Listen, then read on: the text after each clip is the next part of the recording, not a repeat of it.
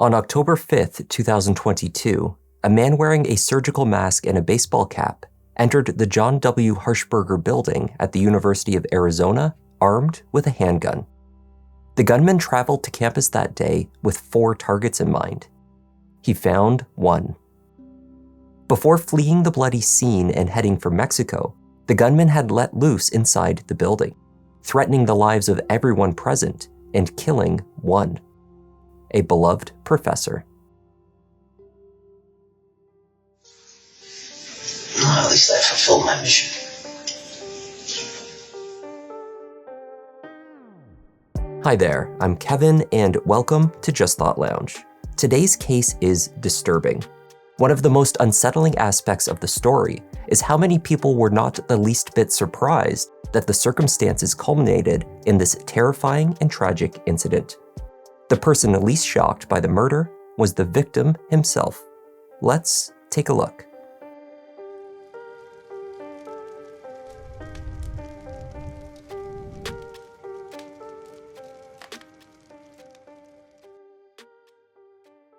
The University of Arizona's main campus sits on over 350 acres of land in Tucson. The university is staffed by over 500 professors, teaching over 40,000 undergraduates and 10,000 graduate students. The afternoon of Wednesday, October 5th, 2022, was in many ways a standard day on campus. The fall semester was in full swing, and the Arizona sun was providing beautiful weather.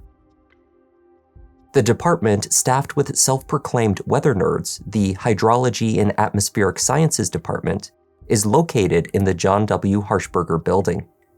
At just before 2 p.m. that October day, physical scientist Kayla McCauley was in the building when she spotted an individual whom she knew was banned from campus.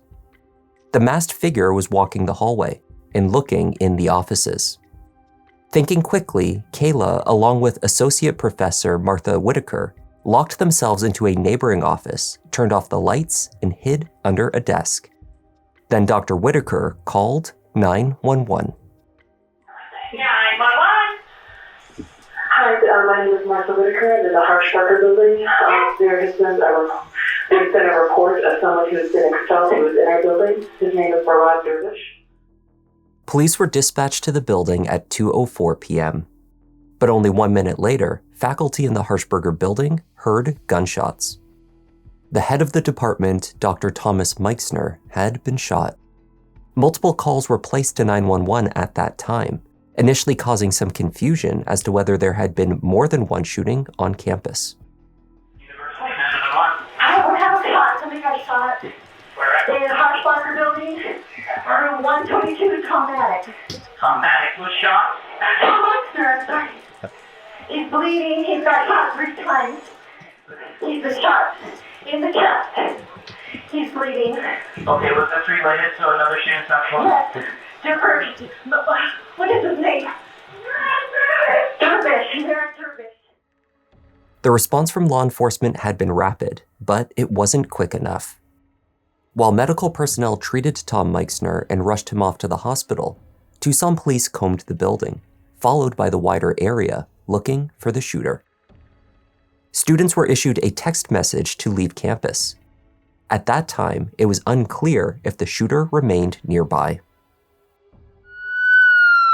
UAPD had a shooting. We do not know what we're walking into. They do not know if he's still armed. The subject wearing the oversized shirt and shorts shot at a department. An officer's dash cam caught the van driven by the gunman as they entered the scene, of course unaware that they were passing the suspect's vehicle. The van then drove off.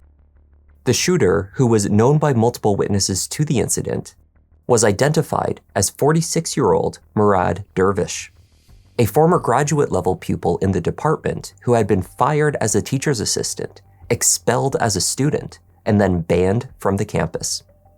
He had tracked down the head of the department, gunned him down, and fled the scene. Professor Tom Meixner was declared dead shortly after arriving at the hospital.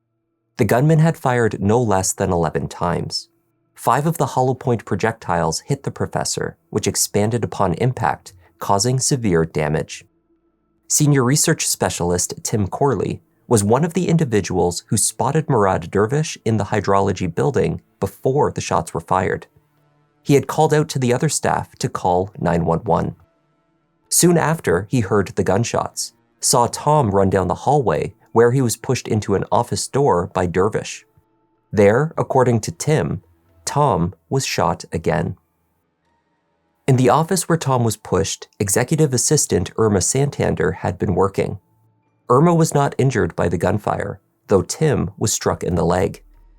The last words they heard Tom speak before losing consciousness were directed to Murad Dervish. Cursing at his attacker, he said, "Fucker, I knew you were gonna." No one, it seems, was surprised that things had escalated to murder. In his 52 years, Tom Meixner had a lot to be proud of. But he was not a boastful man.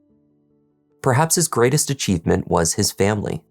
Tom was known as a sweet and thoughtful husband to wife Kathleen, and a loving father to his 2 sons.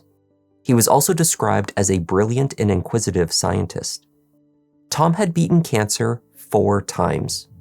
His loss was a huge blow, not only to his family, friends, and the university, but the wider community. With a water crisis declared due to shortages from the Colorado River, colleagues remarked how the professor's knowledge and expertise was a devastating loss to the whole state. Murad's van was captured leaving campus, driving aggressively. He began driving towards California before making a turn south towards the Mexican border. Law enforcement tracked him 3 hours later, driving on Arizona State Road 85, more than 120 miles northwest of Tucson. Refusing to pull over, they used a pit maneuver to spin his vehicle and force a stop. The 46-year-old ex-graduate student was apprehended and brought into custody. Our custody time today is 1710 hours, and it was the Department of Public Safety that took the suspect into custody after a traffic stop just outside Gila Bend, Arizona. Paula Balafas, the university police chief, briefed the media after the shooting.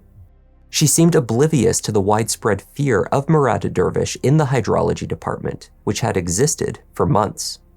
Her statements about the unpredictable nature of the tragedy in particular were not well received. The threat posed by Murad Dervish had been taken seriously by members of the department since at least February, but no one, they said, would do anything to stop him. Everything did work like clockwork, though. We got our campus alerts out very quickly. We secured the building very quickly. And as I said, it's a tremendously tragic event. We feel so incredibly bad for the professor's family, friends, and colleagues. And our hearts really just go out to them. It's definitely a tragedy. And I think that it's just one of those things that sometimes you can't even predict. Did the suspect have a criminal background? I don't have that information. At the police station the same evening, detectives were rapidly piecing together the sordid background of Murad Dervish. Seated and awaiting questioning, Murad ranted openly, offering some indication as to what had led him to open fire at his teacher. He stated, "I hope he's okay, but that's probably wishful thinking." $18,000 in that, so that wasn't the right answer. I was in the narrative for a while.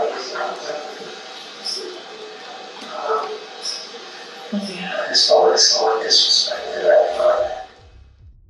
Once in the interview room, detectives began by asking Murad for simple background information. Where had he lived? What had he been up to before arriving in Tucson? You lived anywhere else? In my whole life. I lived in Pennsylvania for a while. Overseas ever? No. California, Pennsylvania, Arizona. Okay. That's it. Before moving to Tucson, detectives found that Murad had lived in Pennsylvania, where he earned his bachelor's degree. He had lived in South Carolina with his parents, and then moved to California, where he had also enrolled in graduate studies. At the University of San Diego, he had issues after harassing a female student, behavior that he would repeat in Arizona. Detectives would find the notice for a restraining order taken out by the undergraduate student in Murad's van. There had reportedly been 30 instances of unwanted contact by Murad to the student. She later recounted that she told campus police in exasperation that they obviously were not going to act until someone had been killed. It was not only staff and students at the university that predicted Murad would turn violent. His mother, Patricia, had taken a restraining order out against her son years earlier after he had allegedly tried to kill her. The details of that incident have not been discussed publicly. In South Carolina, Murad's father explained that he would regularly lash out at family and others. His violent outbursts began around the age of 10, when Murad pulled a knife on his babysitter. He pulled a knife on a pizza man, started breaking things, and he threw things at me and hurt me. So there he tried to kill his mother. Upon hearing about the murder, Dolan Dervish was heartbroken, but not surprised. My first impression was, it finally happened. He killed somebody. My heart goes for this young man. He's 52 years old. We studied all about him. He was a wonderful man. His son had been to prison 3 times. He had also been involuntarily committed for mental health treatment twice, in 1998 and then again in 2011. His second stay resulted in diagnoses including schizophrenia. Murad Dervish suffered from paranoid delusions. His father pleaded with authorities to get his son the help that he needed. Just put him in prison and punish him, you will think, in 2 years, and let him out, and nothing will be done. Murad had been enrolled in the master's degree program in atmospheric sciences, which is within the Department of Hydrology and Atmospheric Sciences at the university. Murad's volatility had been an issue since enrolling at the school in the autumn of 2021. After receiving a grade that he disagreed with, he screamed obscenities at a professor in the middle of class. As a result, he lost his graduate assistant teaching job. This action seemed to only intensify his rage.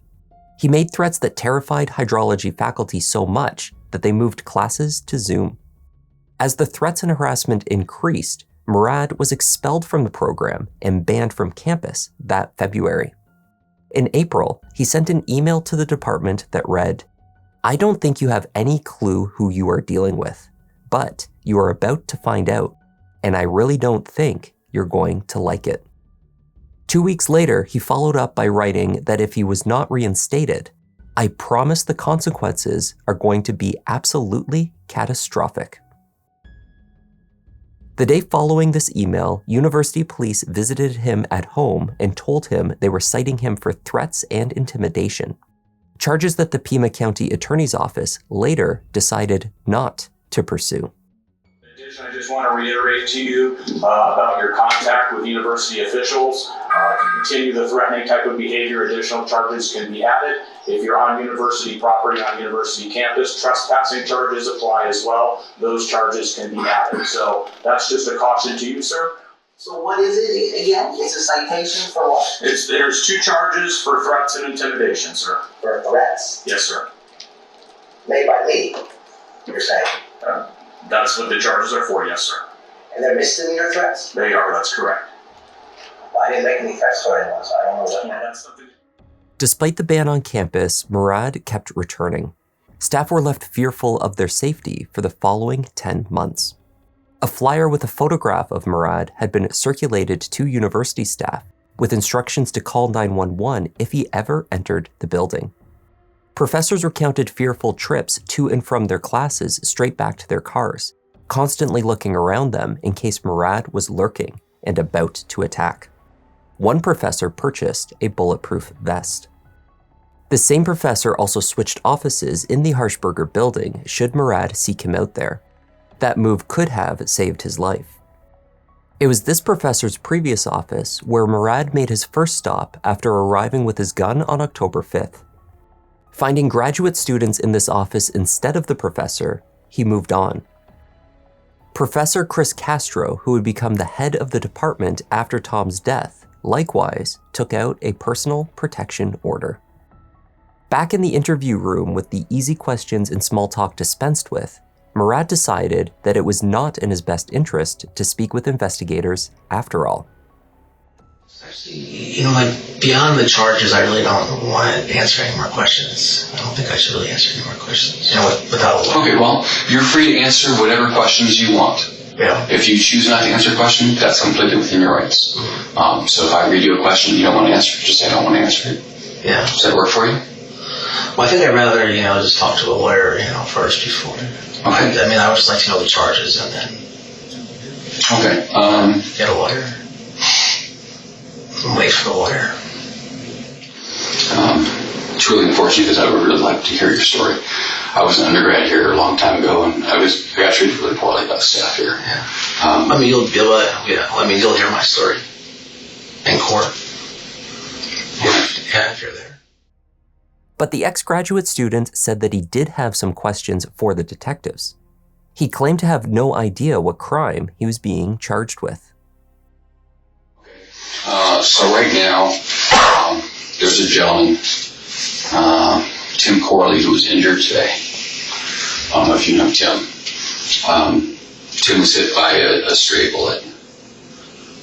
So that's, at a minimum, we're looking at aggravated assault. So that's one of the charges I'm looking at. Okay. That's the only charge. No, there are others I'm considering. Such as? If you don't want to talk to me without a lawyer, that's fine. We can wrap this up pretty quick. We have quite a bit of evidence. And I think you know what that evidence is, but I'm not going to press you for any question, press you on that. I am charging you with murder in the first degree. Oh. Okay. You look surprised. You tell me of whom? Murad refused to offer any information or speak openly about the shooting, despite the mounds of evidence pointing to him as the gunman. Shortly after his arrest, detectives had searched his van. In it, they found 2 loaded handguns, a 9mm and a .25 caliber, both small and easily concealed. There were 5 knives in the van, along with 1 machete, a signal blocker, 3 cell phones, and a can of mace. Casings consistent with those at the scene of the murder were also found in the vehicle. There were also a collection of other personal items. It seems that Murad had stopped paying rent, had been evicted from his home, and was also living in the van. Murad continued to insist that he would not speak any further without a lawyer. But only moments later, when the detectives left the room, with the camera still running, he spoke aloud to himself. Okay. I would really like to hear what you have to say today. We found a gun in your car. I'm sure you would like to hear it. We found a gun in your car. From this order of protection. It looks like you're prohibited from possessing any firearms. Well, it's a shame we can't talk. We seem like we have a lot in common. Going to U of A and living in San Diego. Unfortunately, I can't speak with you without a lawyer. You are free to. Those are your right. You are free to speak with me. I am. Yes, I know.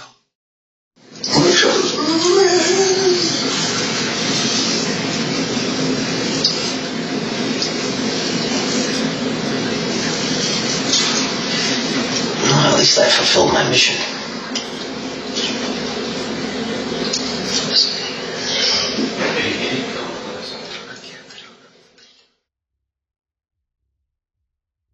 County prosecutors moved forward to trial with first-degree murder charges at a Pima County Superior Court. The case against Murad Dervish was very strong, but questions remained. Detectives found that Murad had thousands of dollars left in his bank account. He was not left destitute after losing his teaching position, nor was he incapable of paying his rent. Yet he forced an eviction and grew resentful as he lived out of his van. According to Murad, his intention when entering the Harshbarger Building that day was to reason with Tom Meixner over the loss of studies and the teaching position. He anticipated an apology and perhaps compensation for the amount that he had lost as a result of what was obviously an unfair decision made by the faculty. He carried his gun with him, he said, because he always did. This was not a sign of premeditation. Prosecutors believed that Murad was motivated, at least in part, by his bad grade and the subsequent fallout. But as the details of his threats and harassment came to light, so did another possible motive: anti-Semitism. In message after message to department staff, Murad used targeted, hateful language detailing what he perceived to be a Jewish and Asian-led conspiracy against him. Many of these texts were sent to a professor of Arab descent, accusing him of aiding his colleagues' nefarious schemes and becoming one of them. For betraying him, he wrote that, "I hope somebody blows your brains out." In these messages, Murad explained that after a Google background search of Thomas Meixner, he concluded that the department head was a Jew. Tom Meixner was in fact Catholic. Nonetheless, this professor contacted Tom, warning him that texts from Murad indicated that he was in danger. When the case went to trial, it was not pursued as a hate crime, though it did not go unnoticed that the attack occurred, coincidentally or not, on Yom Kippur, the holiest day in the Jewish calendar. Murad Dervish attempted to represent himself at trial. He also tried to have his lawyers fired. He was unsuccessful on both counts. He was found competent to stand trial, but offered a defense of guilty except insane. If this argument was successful with the jury, he would be sent to a mental health facility instead of prison. Know that he's having delusions. He thinks things that aren't happening are happening. Gavin Baker, a psychologist, took the stand for the defense and testified that Murad was paranoid and delusional. He believed there was a conspiracy against him and confronted Tom Meixner while in a delusional state and then responded in an explosive manner. He said that Murad could not, at that time, tell right from wrong. Although guilty of the charges against him, was legally insane on the average of the law, as he had a chronic mental illness of such great severity that he did not know that what he was doing was wrong. I'm just trying to understand how we get to an analysis of being so severe he can't tell right from wrong with your testing results. The state countered that Murad Dervish was mentally ill, but there was an abundance of evidence to show that he was aware of what he was doing, had planned the attack, and knew what he had done was wrong. Murad even acknowledged in a mental health assessment that he knew his actions were illegal. You said to them, there's a lot of evidence against me, right? And then you asked, is there a death penalty in Arizona? So clearly, if you're saying there's a lot of evidence against me, is there a death penalty in Arizona?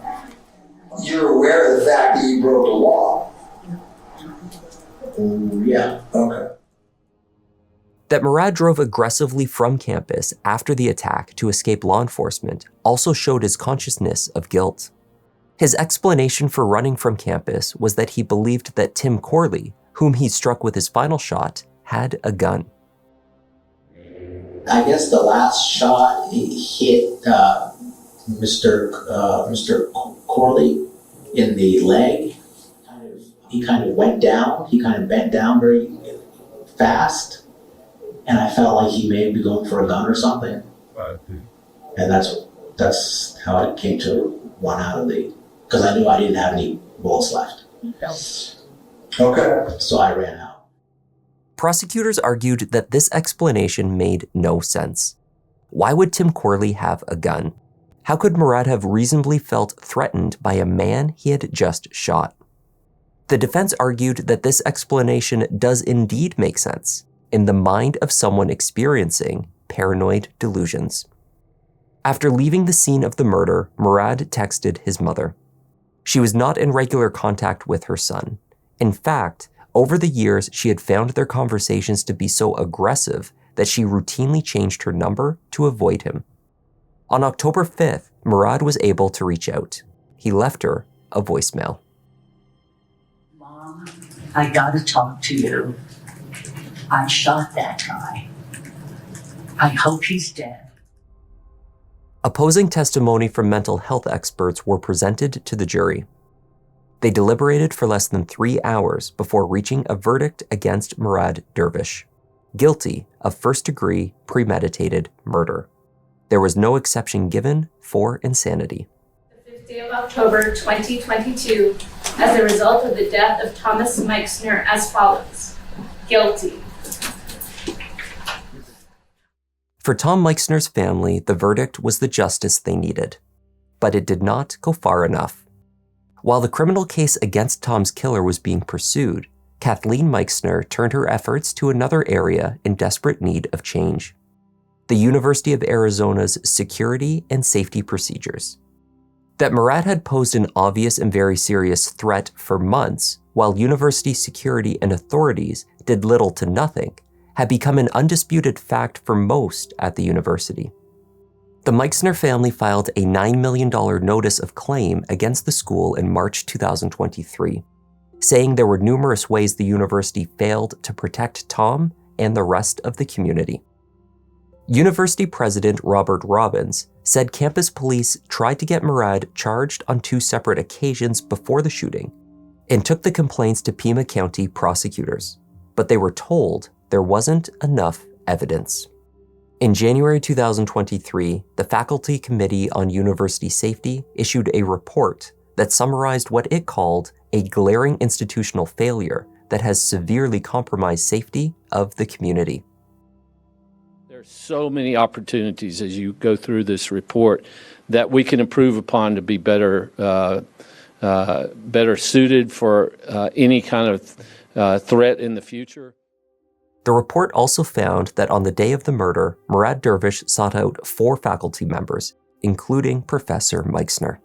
One professor was in another classroom at the time. A second professor had left the building moments prior to the shooting, and the third professor was out of town on professional travel.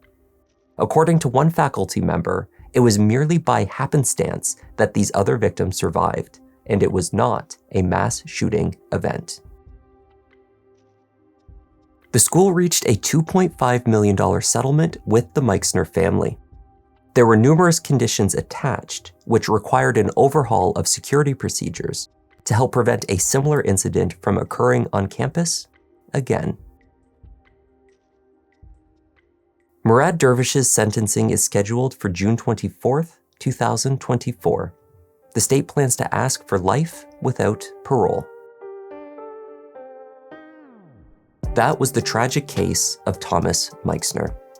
Thanks for joining me, and a special thanks to Perry Lyons, Ian Milne, and Karen Anderson for joining the Members Lounge.